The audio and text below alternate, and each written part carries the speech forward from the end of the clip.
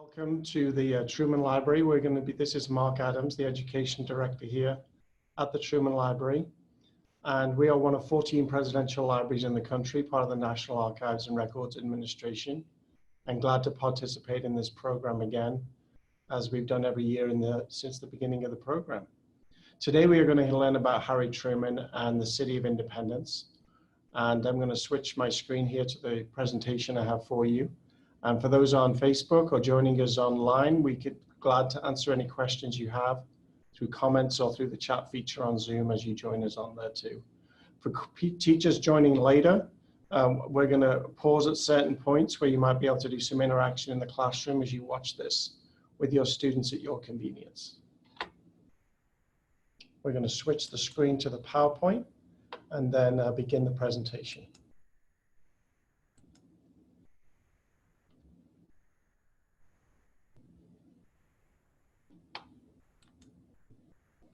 So as I mentioned, the presentation today is about President Harry Truman and Independence, Missouri. And we're going to dig right into the presentation and pose some questions for to think about. So as students and teachers, as you think about Harry Truman and the City of Independence, of course, it's first recognizing where Independence is. It's not the most well-known city. There's a number of states that actually have names, towns of independence. Even our border state here, Kansas, there's an Independence, Kansas. There's also an Independence, Missouri. I am presenting today from the Independence, Missouri, from the Harry S. Truman Library and Museum here in Independence. And so a question to pose for teachers and students is to think about where in the world is Independence? Whereabouts in the country is it? Where is it located? Where is it near to? What's the context? And then as you dig into that and think about where Independence is in relation to your hometown, maybe measure how far it is from your city or how far it is from other large cities in the Midwest. And then the second part of that, of course, is the second question on the slide. What do you already know about Harry Truman? And so your students can look at what do they already know about him. Sometimes they'll know that maybe that he was the 33rd president, or they may know that he's the only president to come from Missouri, or they may know some of the big decisions he made. So they might know about the Marshall Plan, or the decision to drop the atomic bomb, or his foreign policy, the Truman Doctrine, or they may know some of its civil rights initiatives integrating the military, or they may know some more about his earlier life, such as when he was a soldier in World War I and was a captain in France during that conflict. So there may be some things students already know about that, and then teachers could set up a brainstorming just to find out where students' knowledge is about President Truman, what they already know about him. So we're going to move forward just to show you where in the world Independence is. We are closely connected to Kansas City. And you'll notice on my map here, we have kind of an unusual situation where we have two Kansas cities. We have a Kansas City, Kansas, and a Kansas City, Missouri, both separated by state line. And those are two separate cities, two separate city governments, two separate mayors, different school districts, all of those things, but they have the same name, they're just in different states. An unusual situation and confusing for people that don't live in the Kansas City metropolitan area. Half the time you don't know which of the city you're in unless you look to see the state line signs or you're crossing the Missouri River. Independence, though, is just 20 minutes from Kansas City, Missouri, and Kansas City, Missouri and Independence, Missouri are very closely connected to Harry Truman's life and influenced him as he grew up. He worked in both cities, he lived in both cities. The other places we have listed on the map for context, one is St. Louis, clear on the other side of Missouri, and then the other is Grandview. And the reason we have Grandview listed on there is that Truman worked on the family farm for about 11 years in Grandview. So one of the few times he does not live in Independence is when he's actually either in Grandview, Missouri, or he's in Washington, D.C. as a senator, or as the president, or even the vice president. He's actually born in Lamar, Missouri, which is close to the M on the Missouri on the map, so down in the southwest portion of Missouri. But he moves to Independence around the age of kindergarten. His mother moves him to Independence for the public schools, and that's where really our story starts, when Truman moves to Independence and the influence of Independence on his life as he grows up. If there are people asking questions, they're going to be relayed to me by Tom, so he's kind of taking a check on that, and he'll interrupt as he sees fit with any questions that we might have. So this is a close-up of Independence, and I just kind of want to pause on this map just so you get a sense of all of these different types of buildings and places that relate to Truman. So we're going to start with where I am located today inside the building of Truman Presidential Museum and Library, which is at the very top of this map on the north of the map there. You can see that at the top. And then I want to draw attention to the scale. It's only 0.3 miles, shows you kind of the key there to show you the distance. So these places are very much close together. Truman would actually walk from the Truman Home, highlighted in green, to the Truman Library when he worked here in this building after 1957 when the building opened. So just for some timeline, he's president from 1945 to 1953. By 1957, this building opens, so 4 years later. And at that whole time, he's living in what's indicated there as the Truman Home, which we're going to dig in and talk about that particular home specifically here in a few minutes. But you can also see some other historic sites on that map of significant interest to Harry Truman. You can see his boyhood home on the left side of the map, on the west side. You can see the site of Bess Wallace. Bess Wallace is future First Lady. So you can see the site where she grew up. Then you can see the Noland home, which is very close to the Truman Home. That belonged to Truman's first cousins, and that's across the street from what is now known as the Truman Home, but really it belonged to Bess Wallace and Bess Wallace's family. And we're going to talk a little bit more about that home a bit later on. You can see a sign for the First Presbyterian Church. That's where Harry and Bess got married in 1919. You can see the Independence High School, where Harry and Bess graduated in the same high school class. And then you can see Clinton's Drugstore, which is basically a pharmacy, where Truman had his first job at the age of 14 in 1898. So you can see some very closely connected by size and scale, and also very important places, where they went to school, where they grew up, where they lived, where they had the first job, and so on. So both Bess Wallace is intertwined into this story. But although they graduated high school together, they were not dating at that time. That comes about a decade later. You can also see the gray box surrounding this whole area, which is indicated the Harry S. Truman National Historic Landmark District. So the whole district, the whole area has been signified by the United States government as a National Historic Landmark. The Truman Library, where I'm located on the north of the map, is operated by the National Archives and Records Administration as one of the 14 presidential libraries, as I mentioned at the beginning. And the Truman Home that we're going to talk about is operated as a historic site by the National Park Service. So you can see those federal agencies have indicated the importance of those buildings and those places in the history of the United States. So you can kind of see a close-up of the community that influenced Truman so much. So he did talk about independence in retirement. He reflects back in his memoirs and in various writings and speeches. And I've got a couple of quotes on the screen that kind of refer back to that. And then I'm going to show you a video, although you may only get the audio, but we will try. So you can see this first quote where he talks about walking around the city. Truman was well known for walking. He went on daily walks. The Secret Service and the press could hardly keep up with him, even in old age. He was a very fast walker, and he would walk around the neighborhood, varying his routes some. And so in this recollection, he talks about passing by Nolan School, where he first went to school in 1892. He talks about his old other grade schools that he visited, and even his 5th grade class, where he had his future wife's aunt as one of his teachers.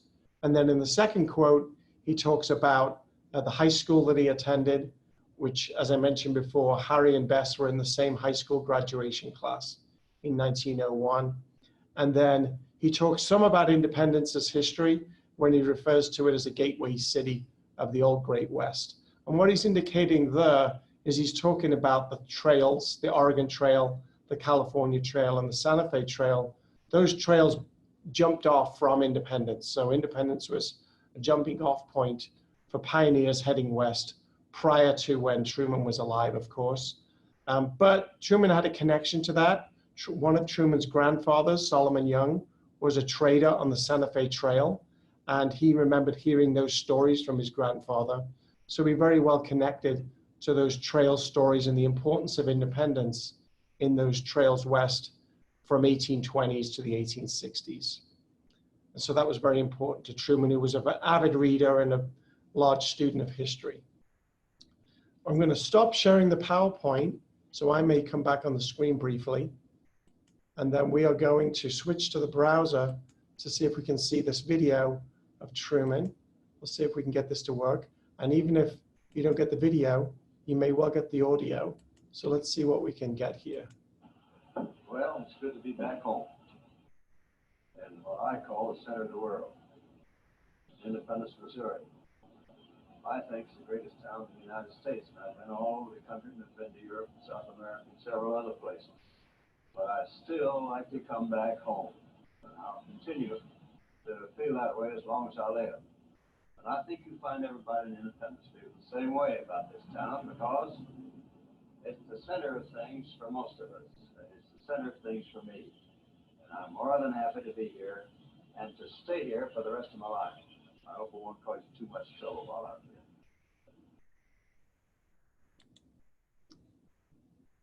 Hopefully you could see and hear that. Certainly hear it anyway. So that video, you should see the PowerPoint now. That video was made after Truman returned to independence after the presidency. So he leaves the presidency in 1953, and that video was kind of his nod back to independence. And he promises to live in independence the rest of his life. And in fact, he does. He lives in independence until he dies in December of 1972. So obviously independence was very important to him. You also heard him talk about independence being the center of the world.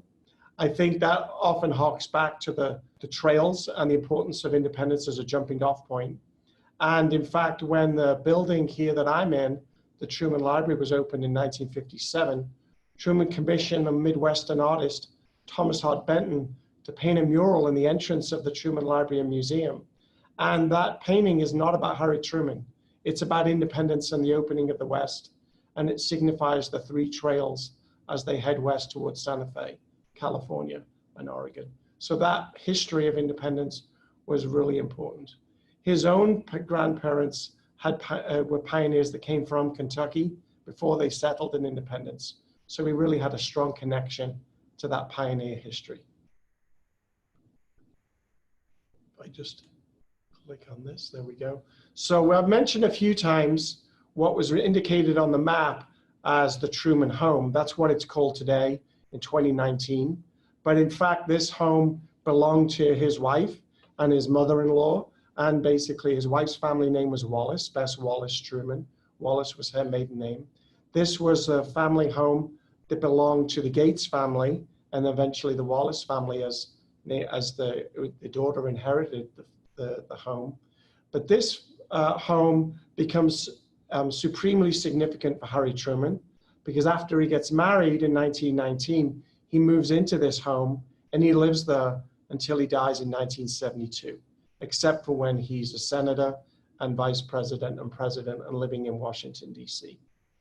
His cousins lived in the house across the street, and so he would visit Bess Wallace from about 1910 onwards when they started dating.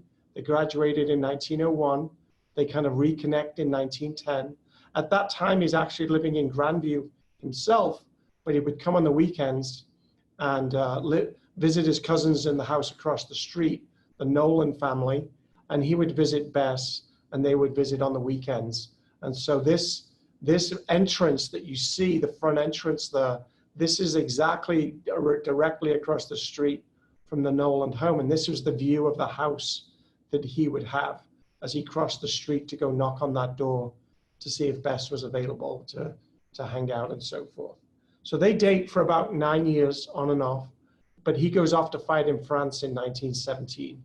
And it's not until he comes back from World War I that they marry and they move into this house. So he moves into his mother-in-law's house. Initially, they were going to look for their own place, but they eventually end up moving in. And Truman doesn't actually purchase this house until after he's president. And that's the first house that he ever owns, comes after he's president. So it shows you something about his humble beginnings. So some background about the house. Truman's grandfather, George Porterfield Gates, is the one that bought the lot. And then it's enlarged in the 1880s after the Civil War.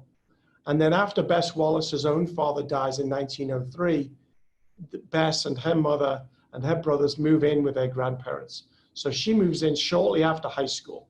As I mentioned, they graduated in 1901. So she's just around 20 years of age when she moves into that house. And she stays there until she dies in 1982. So she actually lives 10 years longer than Harry Truman. As I mentioned already, Truman moves in after they get married in June of 1919 and stays there until 1972. Now, while Truman is president, when he's during the summer and when he's not in Washington, D.C., of course, this is where he lives. So it gets nicknamed the Summer White House. And we're going to go back to look at the photograph of this house. I think it's a stunning photo. The thing to think about with this is when North Korea invades South Korea in the summer of 1950, Harry Truman is actually in this home, at home with his wife and daughter. They had one daughter who was born in 1924. They're in this home when the call comes in to tell him that the North Koreans have invaded South Korea, and he has to make the decision of what to do into response to that. And then very shortly, we're entered into the Korean War. So has a historical significance in that sense as well. As I mentioned, they didn't purchase this until after the presidency. So he comes back home in January of 1953 after the election of Dwight Eisenhower. And they come home and they start to do lots of repairs and fix up the place. And they actually purchased the house from Bess's brothers, the Wallace brothers. And he starts to work on the Presidential Library, although some of the things were housed there. The Presidential Library that I'm in does not open for another 3 years, doesn't open until 1957. So if we had anybody online and had any kind of interaction, what we would do here is an activity. But for those watching this later or watching as a live stream, you can do some photograph analysis activities with the students. And I'd be glad to share this PowerPoint with Tom, and it could be emailed out, or we can upload it onto our own website if teachers want to download it. This photograph is actually online in our photograph collection. We have 50,000 photographs, more than that actually, online on trumanlibrary.org. And you can do a search for wedding photographs, and this will come up. It's a copyright-free photo, belongs to the National Archives and Records Administration, so it's free for you to use. And I would do some document analysis with this, asking a visual thinking question. What do you notice? And what else do you notice? And what makes you say that? And then divide maybe this photograph up to look at and to examine. And I've given some hints along the way with the presentation, but that this is the wedding photograph. And it is connected to that house that we just mentioned, because this photograph is taken in the backyard of 219 North Delaware, the house that Harry moves into. I'm assuming he moves into that day. This is the day they got married. This is their wedding photo. We do have another photo you can find on our online database of the group photograph that shows the groomsmen and the bridesmaids and so forth. So you can see a larger photo with some more folks in there, with Truman's best man, who was a soldier alongside of him in World War I. And that's an interesting context. He's just got home from France. He arrives back in from France in April or May of 1919. They'd already planned the wedding before he left for France. And here we are in the summer, in June 28th of 1919 for their wedding day. And interestingly, if you think of the year we're in now, 2019, in June of this year will be the 100th wedding anniversary of Harry and Bess Wallace. So it's kind of a significant year for the Trumans in that they would have celebrated 100 years of marriage. We did have some questions about children and grandchildren. They had one daughter, Mary Margaret Truman, and then that was their only child. She was born in 1924, and she passed away in 2008, so not that long ago. And then Mary Margaret was married and had 4 sons. So Harry Truman and Bess Wallace had 4 grandsons. 3 of those sons are still living, and the oldest lives in Chicago and is very closely connected to the the library. His name is Clifton Truman Daniel, and presents quite a lot, and has in fact done a stage play of Harry Truman as well, and written books about the correspondence between Harry and Bess Wallace Truman. So you can see those and buy those and so forth. But he's very closely connected to the library and a close friend of the library. I should say at this point too, because I mentioned their daughter, Margaret Truman, is that Harry and Bess are buried here at the Truman Library, but also Margaret Truman is also interned. She was cremated, and her remains are also here in our courtyard at the Truman Library as well. So this is the caption for that photo that I just explained, where in the backyard of the family home, and that's June 28th, 1919, almost 100 years ago this year. The second photograph to look at is, again, one that students and teachers can analyze and break down and see what they notice and discuss who is this group of people that seems to be following Truman on his walk. And he is president at this time, so that's a little bit different context when you have a president who could be around them. And so the students could speculate who was with Truman, who was around him. Some speculation might include his cabinet, his vice president. More accurately, the group around him are actually the press and also members of Secret Service for his protection as president, because he is president during this photograph. As you can see, it's in the winter. We've not painted the town white. You can see the snow on the roofs and snow on the sidewalk. So it's a winter photograph, and it's most likely over Christmas break that he's home, and he would visit most Christmases. Incidentally, he would usually turn on the lights at the Christmas tree in Washington, D.C., and then head on home after that would be the tradition. And then you can see a number of people surrounding him. As I mentioned before, Truman was an avid walker, so they often had trouble keeping up with him. And he has his trademark walking cane there in his left hand, as you can see as he's walking. And that is the home in the background. That is 219 North Delaware, the house directly behind him. And the entrance to the house is just inside that second large tree to the right. You can see the entrance to the house that we were looking kind of face on a little bit earlier on. And we do have a caption for that one as well. So this snow-packed sidewalk, and then it does give you the date. It's somewhere between December 23rd and December 28th, because that's the time that he was home. And we do have Truman's appointment calendar online for the entirety of his presidency. So we know where he is on every day of his presidency. So we can narrow down where is he. And that's all available online in a database. So you can search that and see who he might have visited, or if he went to your town or to your state. A teaching strategy there is to use this photograph, either one of these photos or both, or any photograph, to use document analysis worksheets. There's a number of those available on docsteach.org, which is operated by the National Archives. I'm going to stop sharing the PowerPoint and just show you what that looks like real quick. So let me go to that so we can show you that. If I didn't close it earlier, which I may have done. So let's see where that may have gone. It may be on this tab. It may be on my video tab, possibly.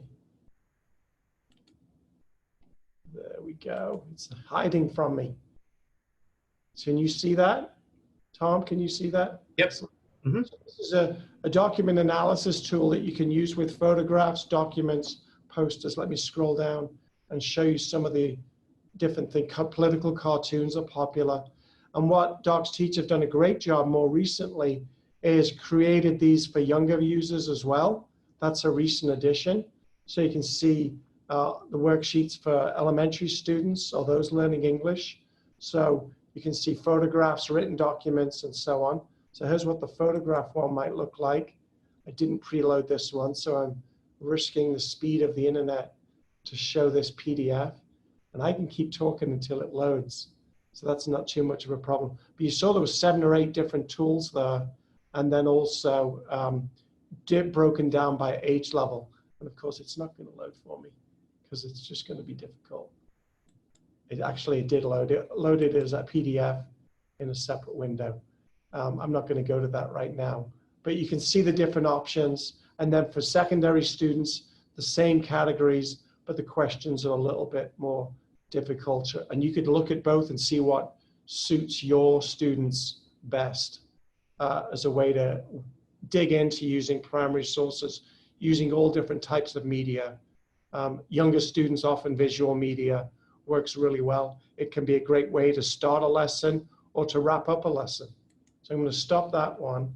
I'm going to, because we have a little time, go back to the PowerPoint here and switch back. So you can see the link there, docsteach.org is where you go to that. And then you just click on the resources tab. You can also see, of course, lesson plans and materials created by teachers using those different types of primary sources. And they have a great set of tools for analyzing documents and different activity types that I would encourage you to dig into if you've not done before. So that's just a little teaching strategy along the way. So we don't leave written documents out of this. We looked at photographs. We do have some letters that relate to this Truman Home in particular. This is from 1937. And what's unusual about this, it's actually written by the First Lady, although she's not First Lady yet, but the future First Lady. You can see the date on this one. It's November 4th, 1937. So this is when Truman is a US Senator from Missouri. He becomes Senator in 1934 and is Senator until 1944 when he becomes Vice President. So he's Senator for 10 years. And so while he's in Washington, Bess Wallace Truman is writing to him about some of the repair work that she's doing on the home. So you have that difficult cursive handwriting to struggle with, but we've transcribed that so you can see that. Now, what's exciting about this is that all of Harry Truman's letters to Bess Wallace Truman and all of Bess Wallace's letters to Harry Truman are all digitized and all available online. And guess what? They have transcripts to go with them as well. So the students don't necessarily have to struggle with the cursive. And Bess Wallace has terrible handwriting, as you can see. But it's a great way to put those letters side by side to see that. If you prefer that in the print format, Clifton Truman Daniel, Truman's oldest grandson, has published a book of these letters as well that you can see in that format. And so that's a great way to look at the letters back and forth. There's some great letters from the 1920s where Bess Wallace Truman is asking Harry Truman permission to get a haircut, which is kind of astonishing when you think about that. But it's in the letters. And without those letters, we wouldn't know these things. We have more than 1,300 letters from Harry Truman to Bess Wallace, all here at the library, and all of those are digitized and online. We have a lot less of her letters as she destroyed them and threw them on the fire, but we do have around about 120 letters that Bess Wallace wrote, mostly in the 1920s and 30s, so not when he's president. But that's just an example of a written document that talks about some of the more mundane changes they made to the house that they lived in as a married couple. Then there's another activity that students and teachers can try that's on our website. This shows you a screen capture of that, where it shows you the map. The Harry Truman Library is at the top of the picture, number 25. These numbers will make sense in a moment. And then the Truman Home that I've been talking about is indicated as number 4. So Truman would walk from the Truman Home in 1957 to the Truman Library after we opened on a daily basis. And he worked here in this library for about 15 years until he died in 1972. I'm going to stop the sharing. I don't know whether I preloaded this, but it won't take long to preload from the browser. So let me go back to my browser and pull that up again and show you this very quickly. I went to the wrong thing, so that's always, let me stop that. See if it'll break out of that. Well, sorry, I'm showing the video again. And When things are live, they will go wrong, right? So let me try again.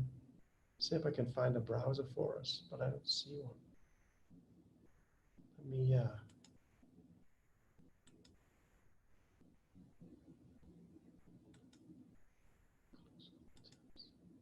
it's not going to work for me. Let's go back. Okay, so what you can do for this, it's not cooperating at the moment, but all you need to do for this is to go to trumanlibrary.org/places. So that's the theme for our whole series with the Presidential Primary Sources Project, trumanlibrary.org/places, and you'll see a map just like this, both for Independence, Kansas City, and for Grandview. And then all you need to do, these are all clickable when you're online, and you can click on each of these buildings and learn more about them with a photograph where we have them of these sites. Some of these sites are no longer in existence, so it will tell you, but you can learn a lot more about those as you go forward, exploring all of these different sites, whether it's also, there's a thematic approach to it too. You can see the various, there's jobs, all the different jobs that Truman had, all the different schools, all of the different leisure activities, whether it's movie theaters or other things, all of the different homes he lived in, all of those different things are all used as a kind of a theme that you can follow for Kansas City, for Grandview, and for Independence. So that's kind of a neat resource. So it's trumanlibrary.org/places. And then we will go forward here.